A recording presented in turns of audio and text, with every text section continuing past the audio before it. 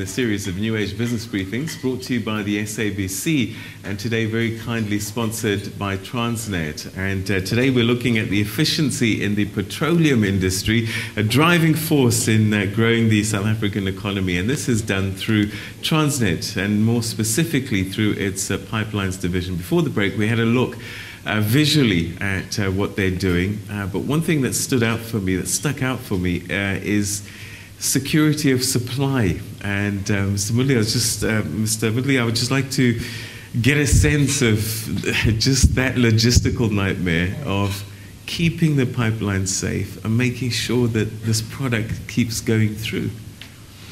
Yeah, it's a key issue for us in terms of the environment as well. Besides just security of supply, we ensure that whatever we do, we are environmentally safe.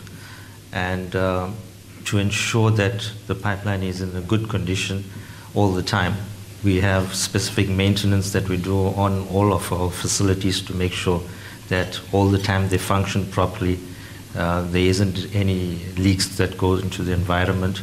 But specifically on the pipeline, if you know anything about it, it's a mild steel pipeline, and you'd wonder how come it lasts so long, underground. We have specific methods that we employ to do that, and specifically you would have heard on the video around cathodic protection.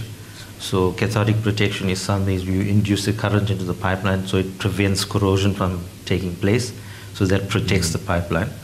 But beside that protection, we don't only just rely on that. We ensure that we do inspections of our pipeline. And depending on the age of the pipeline, we have various intervals of which we do these inspections. And these inspections are referred to as intelligent pig inspections.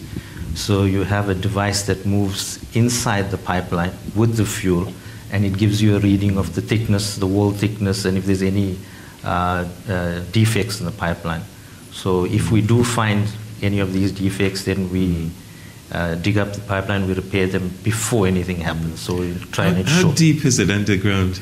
It's usually between a meter and a meter and a half, depending on which areas you are in. But that's how deep it is, basically. All right. So for some of us who've got grey hair, we will remember you as Petronet. Yes. But that's now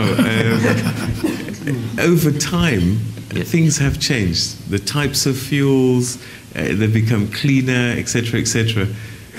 These pipelines have stayed the same, or have you had to change with the times? The pipelines have been basically the same, but obviously with newer technology, as you build new lines, then you implement the new technology. Like the latest line that we have is a different type of steel, but it's basically stayed the same. You don't have to change too much when the fuel specifications change. It's just that you ensure that you clean the line out before you bring in the new specification of fuel so that you don't contaminate the products. All right, so, okay, we're going to take another quick break, and when we come back, I'm going to find out from SAPIA, the petroleum industry, fuel shortages that we've experienced over time. Whose fault is it? Is it Transnet? Is it them? Where does it all go wrong? All of that coming up after this, so stay with us.